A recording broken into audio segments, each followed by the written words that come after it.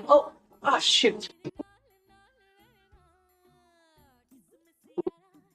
तो आप सबने ये वीडियो देख लिया होगा। आप इस वीडियो का कॉन्टेक्स्ट मैं आपको समझाऊँ।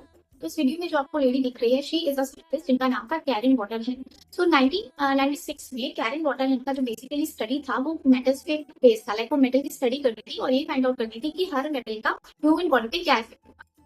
1996 में वॉटरहेड अपना एक्सपेरिमेंट परफॉर्म कर रही होती है और उसी बीच में उन्होंने सारे लेबोरेटरी के प्रोसीजर्स फॉलो कर रहे थे, लाइक सारा सेफ्टी प्रोसीजर फॉलो कर रहे थे और उन्होंने अपने हाथों में लेटेक्स ग्लव्स को पहन के रखा था।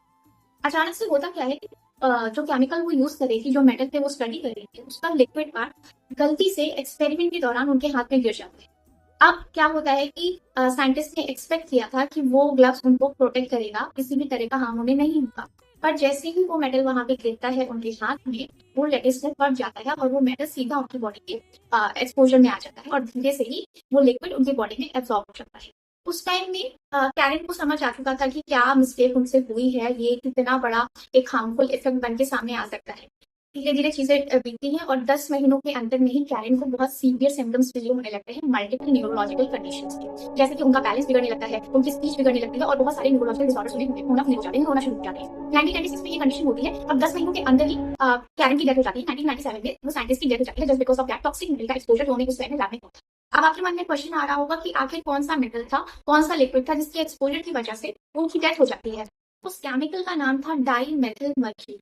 अब मैं आपको बताती हूँ, डाई मेथिल मर्क्यूरी एक हाईली वॉलेटाइल और बहुत ही पोटेंट टॉक्सिक एजेंट है जो कि आपकी बॉडी में बहुत इजीली स्किन के थ्रू या इनहेलेशन के थ्रू जा सकता है। और सबसे पहला काम ये जो लिक्विड करता है, ये जो केमिकल करता है कि ब्लड ब्रेन बैरियर को तोड़ देता है और सीधा आपके ब्रेन में जाके अटैक करता है।